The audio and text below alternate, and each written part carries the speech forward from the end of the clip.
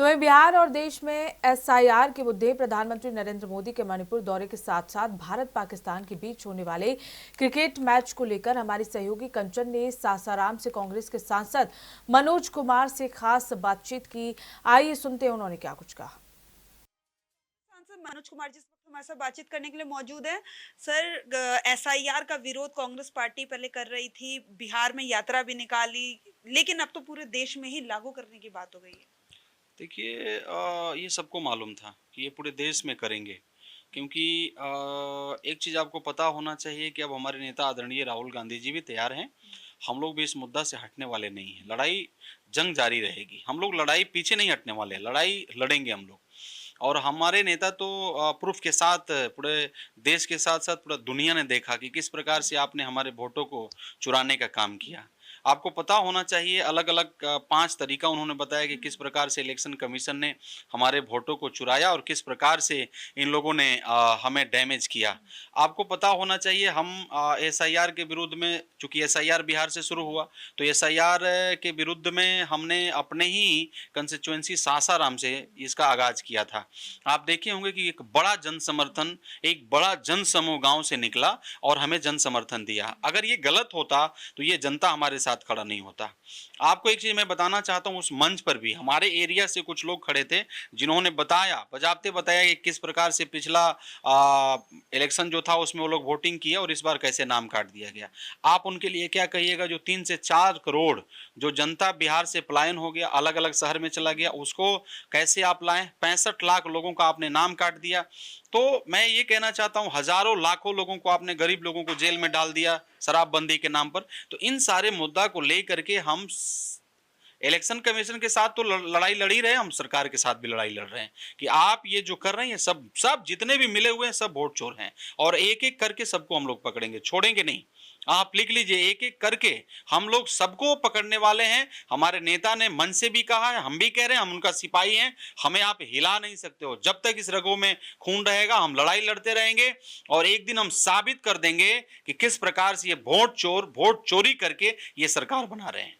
Sir, आज मणिपुर प्रधानमंत्री नरेंद्र मोदी पहुंचे हैं। लगातार कांग्रेस पार्टी ये मांग कर रही थी प्रधानमंत्री नरेंद्र मोदी वहां जाए और वहां के हालातों को देखे। आज फाइनली पहुंच गए हैं और कई जो है हजारों करोड़ के जो है प्रोजेक्ट्स का उन्होंने उद्घाटन भी किया है। 2 साल में नींद टूटा है इनका। जब मणिपुर बर्बाद हो गया, ये तो माँ बहनों के बाद में, अभी अभी आप देखें जीविका दीदियों का एक मीटिंग चल रहा था बिहार में, ये आंसू बहा रहे थे। ये अपनी आदरणीय अपनी माता, जो स्वर्गीय इनकी माता जी हैं, उनका नाम लेकर के कि हमारे माता जी को लोगों ने गाली दिया। उस बहन के बारे में क्या कहेंगे? उसके ऊपर तो आप आंसू बहाए नहीं, उसके ऊपर तो आप एक शब्द बोले नहीं। आप आज 2 साल के बाद आपकी नींद टूटी है, मणिपुर जाने का आज याद आया है? जब हमारी माँ बहनों को किस प्रकार से उनकी इज्जत को लूटा गया, कैसे उनको घुमाया गया, किस प्रकार से उनके साथ में दुर्व्यवहार किया गया, तो आज आपका आपका आज नींद टूटा है। आज आपको पता चला है, 2 साल बाद आपको पता चला है कि मणिपुर हमें जाना है। तो आप मतलब कुंभकर्ण नहीं है ना? कुंभकर्ण तो सुनते थे कि वो भी 6 महीना में जगता था। तो आप 2 साल में जग रहे हैं, मतलब उससे भी बड़ा आप तो टाइम ले लिए जगने में। तो देखिए, हम लोग जो कह रहे हैं कि आप मेन मुद्दा को भटकाने का जो काम कर रहे हैं उसको अब भटका नहीं सकते। आप देखिए बिहार में बहुत सारे बयानवीर लोग हैं। अब तो धर्म का नाम लेकर के लोग गाली दे रहे हैं, धर्म का नाम लेकर के लोग गाली दे रहे हैं। क्या क्या कह रहे हैं लोग? तो वो भी इनका लीडरशिप टीम में है। आदरणीय प्रधानमंत्री जी का लीडरशिप में टीम में जो है वो मुस्लिमों को क्या क्या कह रहे हैं आपने सुना होगा। तो इन सारे चीजों को अब आप मेन मुद्दा को नहीं भटका सकते। अब मेन मुद्दा जो है, जो स्वास्थ्य का बदहाली है, उसको लेकर के होगा लड़ाई, उसको लेकर के चुनाव होगा बिहार में, उसके ऊपर में चुनाव होगा।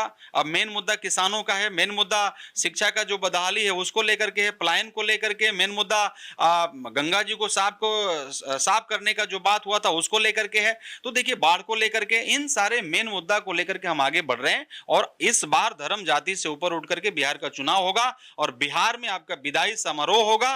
2 महीना और रह गया है और 2 महीना के बाद आप विदाई समारोह के लिए तैयार रहिए। सभी जाति, सभी धर्म और सभी संप्रदाय के लोग तैयार हैं और इस बार इंडिया गठबंधन का सरकार बनेगा, पक्का बनेगा।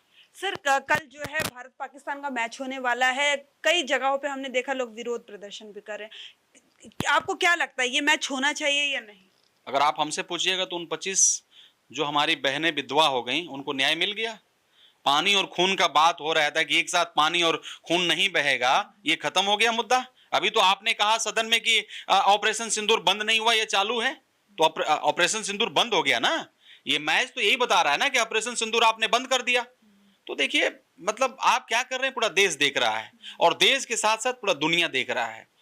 तो हो सकता है कि फिर से वो अमेरिका का ट्रंप साहब का आदेश आया होगा कि अब खेल खेलो, फिर से खेल खेलो। तो मतलब उन्हीं का आदेश तो ये लोग मान रहे हैं। विदेश नीति जो है ना हम लोग का बर्बाद हो चुका है, खत्म हो चुका है।